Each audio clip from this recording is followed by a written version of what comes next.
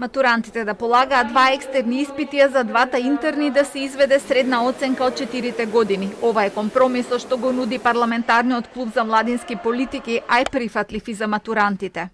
Доколку ова компромисно решение биде прифатено, нема да има потреба од менување на законот. Туку со интервенција во членови на правилникот, кој што нели акт кој го носи институцијата, многу полесно би се решило прашањето во интерес на пред се на средношколците.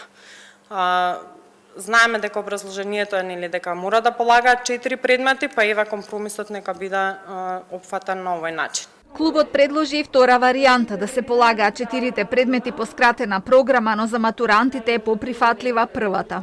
Не сите страни се задоволни со компромисот кога ќе имаме некој компромис. Ова е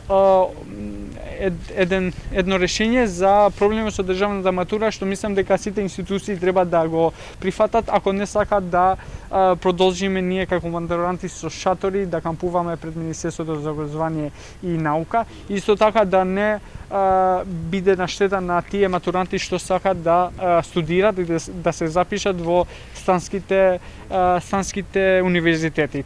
Еден од пресудните фактори да се прифати оваа варијанта е тоа што сепак во игра остануваат 4 предмети, што значи дека нема да има пречки за запишување на матурантите на домашните и на странските универзитети. За ова сепак ќе се расправа и на ниво на Сојузот, пошто ќе се донесе конечна одлука, а предлогот ќе биде испратен до МОН и владата. На денешната дебата и представниците на Министерството се изјасниле дека треба да се најде заеднички јазик со матурантите.